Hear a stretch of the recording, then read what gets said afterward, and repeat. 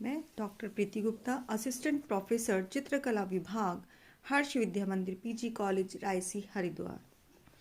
आज हम चर्चा करेंगे भारतीय चित्रकला के षडांग की। भारतीय चित्रकला के 6 अंग हैं जिन्हें हम षडांग कहते हैं। यह कला के लिए बहुत अधिक आवश्यक हैं। 11वीं शताब्दी में वात्स्यायन के कामसूत्र ग्रंथ की यशोधर पंडित ने जयमंगला नाम की एक टीका रची थी और कामसूत्र के प्रथम अधिकरण के 3 अध्याय में वर्णित 64 कलाओं में से यशोधर पंडित ने आलेख्य के 6 अंग बताए थे। वो 6 अंग कौन से हैं? रूप भेदा प्रमाणानि भाव लावण्य योजनम सादृश्य वर्णिका भंग इति चित्र षडंगकम, अर्थात रूपभेद, प्रमाण, भाव, लावण्य योजना, सादृश्य और वर्णिका भंग, ये चित्र के 6 अंग ही षडंग कहलाते हैं। भारतीय कलाचार्य श्री अवनींद्रनाथ टैगोर ने 1921 ईस्वी में the Indian society of oriental art की प्रकाशन योजना के अंतर्गत 6 लिम्स ऑफ पेंटिंग नामक एक पुस्तक का प्रकाशन कराया, जिसमें 6 अंगों की व्याख्या करने से पहले उनका अंग्रेजी अर्थ निरूपित किया गया, जो इस प्रकार है। नंबर 1, रूपभेद। रूपभेद को अंग्रेजी में कहते हैं नॉलेज ऑफ एप्रिसिएंस। नंबर 1, रूपभेद अर्थात नॉलेज ऑफ एप्रियंस। नंबर 2, प्रमाण, correct perception, measure and structure of forms. Number 3, भाव, the action of feelings on forms. Number 4, लावण्य योजना, infusion of grace, artistic representation. Number 5, सादृश्य, सिमिलिट्यूड्स। और नंबर 6 है वर्णिका भंग, यानी कि artistic manner of using of the brush and colours. अब हम जानेंगे इसके पहले अंग रूपभेद का क्या अर्थ है। रूपभेद अर्थात रूप और भेद। रूप का अर्थ है आकृति और भेद का अर्थ है रहस्य। सर्वप्रथम आंखें रूप को देखती हैं और फिर आत्मा से उसका परिचय होता है या आत्मा से उसका साक्षात्कार होता है। रूप का भेद छोटा बड़ा, गहरा हल्का, अलंकृत साधारण, सुर असुर, सज्जन दुर्जन, वृक्ष लता, आकाश भूमि आदि वस्तु के रंग पोत, स्पर्श ज्ञान, आकार, अर्थ सार पर निर्भर करता है। इसमें सत्य की अभिव्यक्ति अर्थात रूप की पहचान अंकित होती है। नेक्स्ट, रूप को जानने के लिए चित्र के तत्वों को जानना आवश्यक होता है।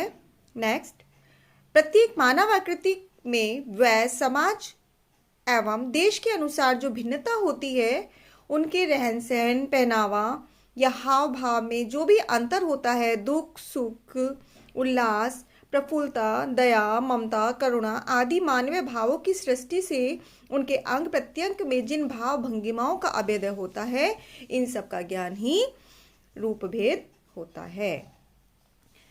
भारतीय मूल मंत्र रूपभेद में बाह्य विभिन्नता के साथ आंतरिक विभिन्नता को भी महत्व दिया गया है। रूप अनंत और असीम होता है। रूप का साक्षात्कार 2 प्रकार से किया जाता है। एक तो चक्षु द्वारा, चक्षु अर्थात नेत्रों द्वारा, और दूसरा आत्मा के द्वारा, यानी कि एक बाह्यकरण से और एक अंतःकरण से। माता और आया के रूप में क्या अंतर है? शिकारी, डाकू और सैनिक के रूप में क्या अंतर है?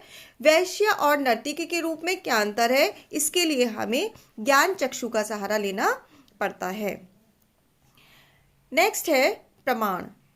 प्रमाण के अंतर्गत समविभक्ता, अनुपात, सीमा, लंबाई चौड़ाई, शरीर रचना आदि का विवरण आता है।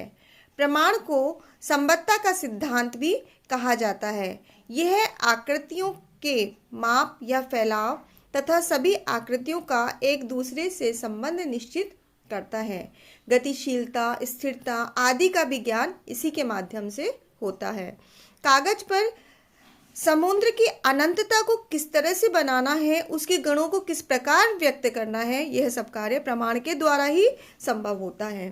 पुरुष और स्त्री की लंबाई के मध्य में क्या अंतर है, उसके समस्त अवयवों का समावेश किस क्रम और अनुपात में होना चाहिए, अथवा चित्रों में देवताओं और मानव के कद में क्या अंतर होना चाहिए, ये सब बातें हमें प्रमाण के द्वारा ही निर्धारित होती हैं। मानव 10 ताल, राक्षस 16 ताल, कुमार 8 ताल और बच्चे यानी कि बाल रूप जो होता है वो 5 ताल का और दिव्य रूप 12 ताल का बनाया जाता है। तब जो ताल होता है वो भी एक प्रमाण का तरीका है। प्रमाण से वस्तु की यथार्थता का भी ज्ञान होता है कि कौन सी वस्तु पास है और कौन सी वस्तु दूर। निकटता, दूरी, लंबाई, चौड़ाई आदि का आनुपातिक ज्ञान प्रमाण है। प्रमाण द्वारा ही हमें लाल, पीले, नीले रंगों की उचित मात्रा का ज्ञान होता है, जो हमारी प्रमा शक्ति से संभव होता है। प्रमा शक्ति पशु पक्षियों में भी होती है, तभी तो वो जंगल में पत्तों के खड़कने के से भी जान लेते हैं कि ये शब्द शेर का है या मनुष्य का है या किसी के यूं ही चलने का है। यह गणित शास्त्र का गज, फीट, इंच नहीं होता, ये हमारे अनुभव और उपयोग से संभव होता है। जितना हम इसे अनुभव करेंगे उतना ही हम इसको अधिक सीखते हैं। तभी तो वीनस के टूटे हुए हाथ का मिलान करने में कोई भी समर्थ नहीं हुआ है। ये देखिए, मैंने अनुपात दिखाए हैं, इसमें पुरुष और महिला का अनुपात दिखाया गया है। नेक्स्ट है हमारा ये अजंता का राहुल समर्पण चित्र। इसमें भी देखिए कि बुद्ध को कितना हमने विशाल रूप में दिखाया है और नीचे राहुल और यशोधरा है। नंबर 3 आता है इसका भाव। भाव का तात्पर्य आकृति की भाव भंगिमा, स्वभाव, मनोभाव और व्यंग्यात्मक प्रक्रिया इत्यादि से है। भाव एक मानसिक प्रक्रिया है। भिन्न भिन्न भावों की अभिव्यंजना से शरीर में भिन्न भिन्न विकारों का जन्म होता है। ये बदली हुई अवस्थाएं होती हैं। भाव को हम कह सकते हैं कि ये एक तरह से 2 मुंह वाला सांप है, जिसमें एक ओर कोमल आकृति होती है तो दूसरी ओर गुप्त व्यंजनाएं होती हैं। उदाहरण कि यदि हमें कंगाल का लोटा और बसंत का फूल, फूले हुए खेतों से गुजरता हुआ घोड़ा, भावों से हम अभिव्यक्ति बहुत उत्तम माध्यम से कर पाते हैं। हम नेत्रों से देखते हैं और भाव के साथ लावण्य योजना भी होनी अत्यंत आवश्यक है। लावण्य बाह्य सौंदर्य का व्यंजक होता है और भाव आंतरिक विचारों का, जैसे कि मैंने अभी पहले भी बताया कि आंतरिक और बाह्य। मीनाकृति आंखें चंचलता को दिखाती है, खंजन नयन प्रसन्नता को दिखाती हैं, मृग के समान नयन सरलता और निरपराधिता के आदि भावों को अभिव्यक्त करती हैं। इसके बाद आता है हमारा नेक्स्ट लावण्य योजना। लावण्य योजना भाव के द्वारा कभी कभी चित्र में रूखापन सा आ जाता है, तो उनको दूर करने के लिए लावण्य योजना की आवश्यकता होती है। जिस प्रकार भाव चित्र के आंतरिक सौंदर्य का व्यंजक है, उसी प्रकार लावण्य चित्र के बाह्य सौंदर्य का व्यंजक है। रूप, प्रमाण व भाव के साथ साथ चित्र में लावण्य का होना भी अत्यंत आवश्यक है, अन्यथा चित्र अर्थहीन हो जाता है। सौंदर्य के साथ 2 शब्द जुड़े हैं, माधुर्य और लावण्य। जिस प्रकार नमक के न रहने से भोजन बेस्वाद हो जाता है, उसी प्रकार लावण्य के न रहने से भी चित्र में कोई आकर्षण नहीं रहता। अजंता के चित्रों में भाव के साथ साथ लावण्य की शोभा सर्वत्र व्याप्त होती है। अवनींद्रनाथ के शब्दों में चित्र में शालीनता एवं कलात्मकता भरना क्या है? लावण्य। प्रमाण मानो मास्टर है तो लावण्य मानो माँ है। इन्होंने एक तरह से उदाहरण दिया है और कैसे बताया है उसको। अतः लावण्य ज्ञान बुद्धि का नहीं, स्नेह का गुण है। डॉक्टर वासुदेव शरण ने इसे ब्यूटी ऑफ टचेस कहा है। 5वां है सादृश्य, यानी कि विचारों और आकृति में समानता, हूबहू प्रतिरूप और स्वरूपता। भारतीय सादृश्य कैमरे की यथार्थता से सरोकार न रखकर स्वभाव से व्यक्त होता है। वस्तु की बाह्य आकृति की अपेक्षा उसके स्वभाव का अंकन अधिक महत्वपूर्ण माना जाता है, जिसे भावगम्य सादृश्य कहा जाता है। भावगम्य सादृश्य हेतु प्राकृतिक उपमानों का सहारा लिया जाता है। अवनींद्रनाथ ने कहा है कि सादृश्य से भाव इति सादृश्य, सादृश्य जैसा भाव ही सादृश्य होता है। भारतीय कला हूबहू यथार्थ प्रकृति के समान न होकर गुणों तथा भावों पर ही आधारित होती है। उदाहरणार्थ, बालों की तुलना सर्प से, मुख की तुलना चंद्रमा से की जाती है। चित्रकार बालों की जगह हूबहू करने के लिए सर्प तो नहीं बना सकता ना, वो तो कला का अहित होगा। वहां पर हमें भावों की समानता रखनी होगी, मतलब कि इसमें हमें समानता के साथ साथ गुणों पर भी आधारित लेना पड़ता है। भाव सादृश्य दर्शक को गहराई से छू लेता है।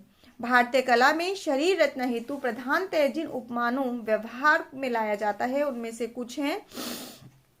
पुरुष की भौंकों नीम की पत्ती के समान, पुरुष स्त्री की भौंकों धनुष के समान, ये इन्होंने कुछ उपमान दिए हैं। इस जो कमर है, कमर डमरू के समान है, पुरुष की कमर सिंह के समान है।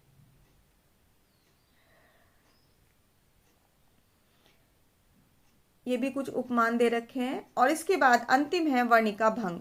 वर्णिका भंग से तात्पर्य है कि नाना वर्णों की सम्मिलित भंगिमा। वर्णिका भंग के अंतर्गत रंगों का सम्मिश्रण, उनके प्रयोग करने की विधि तथा तुलिका ब्रश के प्रयोग की विधि बताई गई है। वर्ण ज्ञान के बिना शेष जो हमारे 5 अंग हैं उनकी साधना का प्रयास विफल है, व्यर्थ है बिल्कुल। वर्ण ज्ञानम यदा नास्ति किम तस्य जप पूजने। किस प्रकार के चित्र हेतु किस प्रकार के वर्णों का प्रयोग करना चाहिए, किस रंग के समीप किस रंग का संयोजन होना चाहिए, आदि बातें वर्णिका भंग के अंतर्गत ही आती हैं। वाचस्पति गरोला ने कहा है कि वर्णिका भंग हेतु लघुता, क्षिप्तता और हस्त लाघव की आवश्यकता होती है। केवल रेखाएं, वर्णों, अक्षरों तथा वर्णों के सम्मिश्रण का ज्ञान ही नहीं, वर्ण ज्ञान हेतु प्राप्त नहीं होती, उनके तत्वों को भी जानना आवश्यक होता है कि हमें ब्रश को कितना रंग में डुबोना है। इस प्रकार षडंग का पूर्ण ज्ञान अत्यंत आवश्यक है। इसके अभाव में चित्र रचना संभव नहीं है। धन्यवाद।